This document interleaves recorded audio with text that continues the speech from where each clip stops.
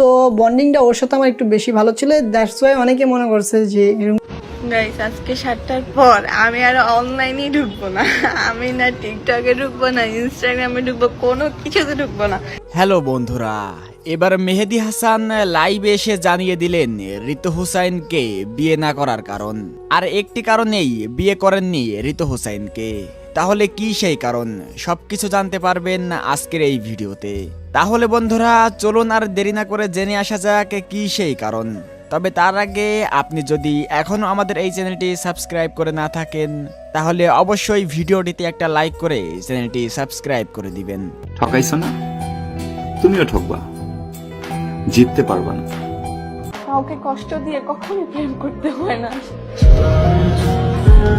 বন্ধুরা, ঋতু মেহেদীর প্রেমের গুঞ্জন তো নতুন নয়, তবে সম্প্রতি মেহেদী হাসানের এঙ্গেজমেন্ট হওয়ার পর এই বিষয়টি তুমুল হারে সামনে এসেছে। সকলেই মনে করছে মেহেদী হাসান ঋতু হুসাইনকে বড় ধরনের একটি ছ্যাঁকা দিয়েছে, কিন্তু মেহেদী হাসান জানালেন অন্য কথা। ঋতু হচ্ছে আমার খুবই ছোট আদরের ছোট একটা বোন, ও আমার থেকে অনেক অনেক বেশি ছোট। আর এই একটি কারণেই মেহেদী হাসান ঋতু হুসাইনকে বিয়ে করেনি, আর তাদের মধ্যে কোনো প্রেমের সম্পর্কও ছিল না। তবে বন্ধুরা, ঋতু হুসাইন এবং ওয়াসিন খানের মধ্যে কে সবচেয়ে বেশি সুন্দর সেটি অবশ্যই আপনারা কমেন্ট করতে ভুলবেন না। আর আপনারা যারা এখনো আমাদের এই চ্যানেলটি সাবস্ক্রাইব করেননি তারা তাড়াতাড়ি সাবস্ক্রাইব করে দিন।